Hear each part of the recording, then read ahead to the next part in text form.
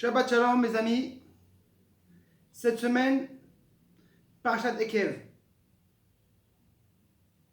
On va parler du sujet de Mezouza.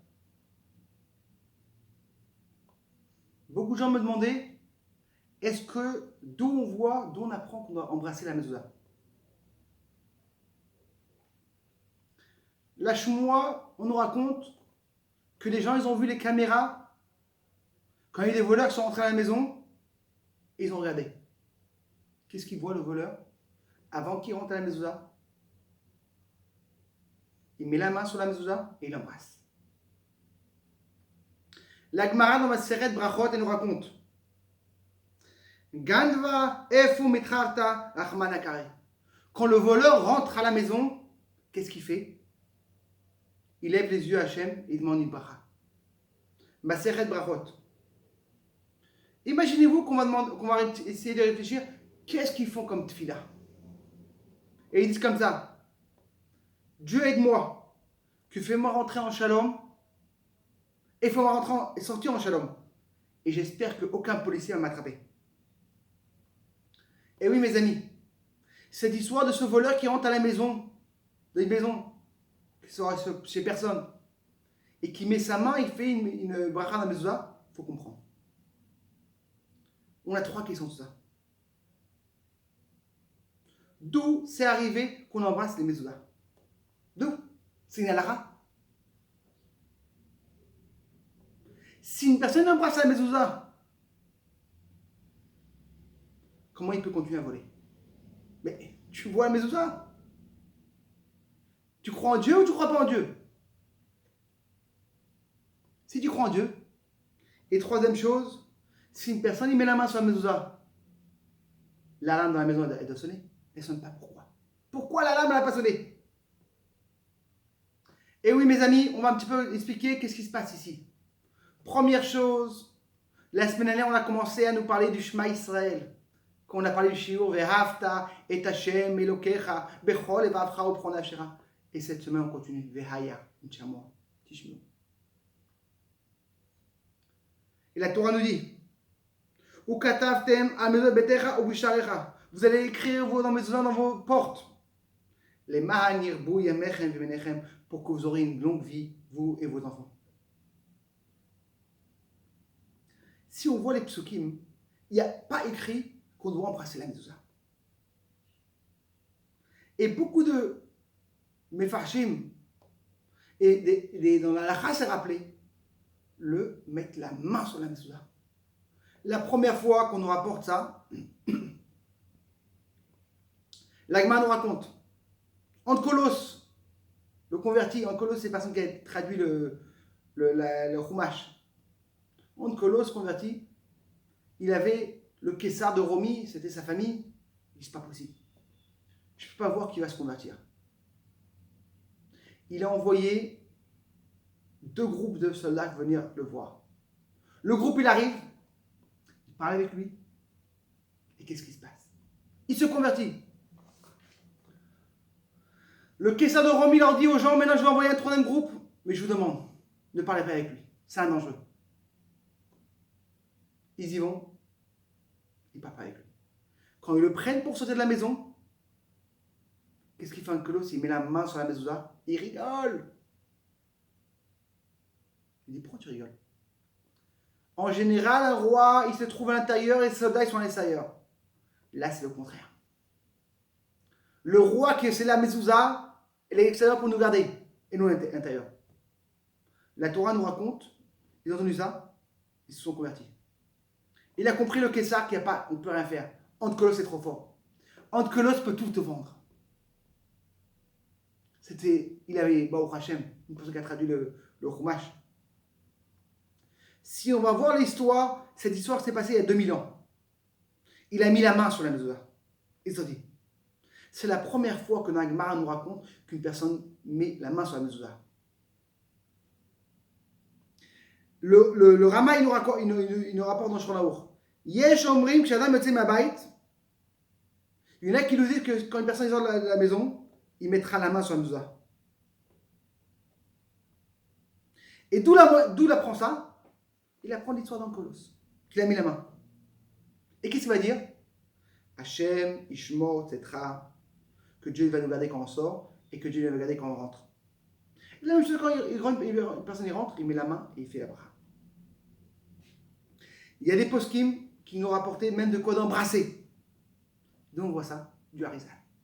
Le Harizal et le Chida, il nous dit embrasser. C'est un minag d'Israël et il faut continuer. Et bon, on voit qu'on est tous en train de nous embrasser. Mais là, la question qui se demande, pourquoi c'est important quand tu sors de la maison, tu embrasses la mezouza ou tu mets la main? Le Rabbi Lubavitch, il avait toujours l'habitude de mettre la main et partir. Pourquoi? Mes amis, il y a deux raisons pourquoi on met la mezouza. Première chose, comme on l'a dit, et c'est la raison que tout le monde le connaît, la garde. Et pour ça, la Torah nous dit dans le Shulchan Aruch que si une personne est makpi dans les mitzvahs de mezouza, il aura une longue vie. Et qu'est-ce qu'on voit sur la mezouza dehors? Shaddai. Shomer de la Tot Israël. Il nous garde les portes d'Israël. C'est pour ça que quand une personne a des problèmes, même si on n'a pas de problème, vérifiez les mezuzot. C'est la garde. S'il n'y a plus de garde à la maison, c'est pas bien. Alors si on a un problème, même avant les problèmes, mes amis, allez vérifier vos mezuzot. On arrive bientôt au Chodesh Elul. Le Rabbi a parlé, mettez mezuzot chaque année. C'est pas beaucoup d'argent. Quelques shkalim, ça peut tout changer. C'est quand on va essayer de mettre la brosse à mezuzah, c'est la bracha. C'est la tefila. Quand tu sors, tu embrasses. Que Dieu me garde quand je sors. Pour qu'il y ait une agana dans la mezuzah. Mais en vérité, dans la mezuzah, il y a une deuxième raison, mes amis. Le Ramé nous dit Chayav Adam les herbes mezuzah. Quand une personne va voir la mezuzah, il va se rappeler d'Hachem. Et quand une personne va se rappeler d'Hachem, il va revenir dans le bon chemin. Tu vois la mezuzah? Un beau Khamim Rishonim. De ça, je le dis. Chaque personne qui a les filets dans la tête, il met une sur la main, il met son titit, il met sa mezuzah dans la porte. Il dit, ça pourra beaucoup l'aider de ne pas faire les fautes. Ça, c'est apporté dans les sauf, dans la fin de la faute de mezuzah. C'est-à-dire qu'en vérité, c'est quoi la mezuzah? Ça nous rappelle qu'il y a Hachem. Qu'est-ce que c'est écrit dans la mezuzah? Shema Israël, écoute Israël, Hachem et le Hachem Echad. Après, Ishamoa ve'afta. Quand une personne il voit ça, il se rappelle qu'il y a Hachem et il ne fait pas les fautes. C'est quoi qu'en vérité qu'on apprend à mezuzah? C'est quand tu t'arrêtes. Ah! Si tu passes à mezuzah sans arrêter, c'est rapide. Mais quand tu vas et tu t'arrêtes, mezuzah, il y a Hachem. S'il y a Hachem, pas de faute. Et là, on va comprendre en vérité. La personne, quand il est venu le voleur, il savait que la première chose. Que c'est quoi en vérité? La mezuzah, ça garde. Mais il ne savait pas qu'en vérité, que la mezuzah, c'est quoi? C'est pour rappeler qu'à Hachem. La Torah mitzvot. S'il savait ça, il n'aurait jamais volé. Eh oui, mes amis. Et là, on va comprendre troisième chose. Comment c'est possible qu'en vérité, la sirène n'est pas ouverte? Eh oui, mes amis. La Torah, il nous dit que où on met la mezuzah? À l'extérieur, le plus proche de l'extérieur. Si maintenant une personne il a un truc une porte qui est épais, il a le mashkof. Qu'est-ce qu'il fait? Il doit mettre la mezuzah la plus proche de dehors. Et plus que l'endroit il est tellement loin de la porte, c'est pour ça qu'il n'y a pas la sirène, parce que la sirène elle est plus proche de la porte, et la mezuzah est plus proche. Et pourquoi on veut être tellement loin la mezuzah? En vérité, pour nous apprendre que Hachem n'est pas seulement à l'intérieur, il est aussi à l'extérieur. Quand on est à la maison, on peut être chômeur Shabbat, cache-route, mais dehors, je suis en vacances, je peux pas. La Torah elle nous raconte, elle est où en vérité la mezuzah? Elle est dehors, pour toujours rappeler, tu vas en vacances, tu es un juif. Et qu'est-ce que c'est écrit Shema Israël? Que quand on rentre à la maison, on te dit Shema Israël, c'est comme la choule. La connexion entre la choule et la maison, il faut se connecter. Et tu vas faire ta maison comme une maison d'Hachem. Et pour ça, la maison, vous allez dehors, pour nous rappeler. Même dehors, mon ami, tu te comportes comme un juif. Beaucoup de gens disaient, moi je suis juif à la maison. C'est pas assez. Mais j'ai pas compris, j'ai éducation mes enfants, j'ai tout à la maison, le kit douche, cache-route, regarde malheureusement, regarde qu'est-ce qui s'est passé de Marie-Goya, ou des paroles de juif. À la maison, tu étais juif, mais dehors, et il s'est influencé de dehors. Il y avait une fois, pour finir, une histoire magnifique.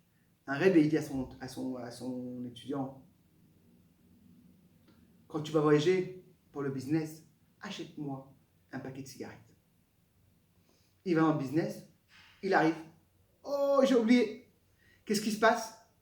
Quand il arrive, il dit, oh, j'ai acheté sur place. Et qu'est-ce qui s'est passé en vérité?